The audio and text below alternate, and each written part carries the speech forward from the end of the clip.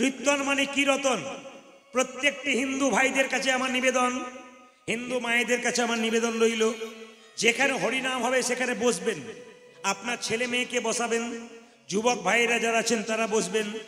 আপনারা দেখিয়ে দিতে চান আমাদের সনাতন ধর্ম কোন জায়গায় আছে, আপনারা দেখিয়ে দিন যে আমাদের সনাতন ধর্ম কত উঁচু জায়গায় আছে, আপনারা দেখিয়ে দিন এই বৈষ্ণব ধর্ম কোন জায়গায় পৌঁছে গেছে। বিদেশ থেকে মানুষ এসে ইস্কন মন্দিরে মায়াপুরে, ইংল্যান্ড আমেরিকা থেকে লোক আসছে, হরিনাম করছে তিলকমালা নিয়ে।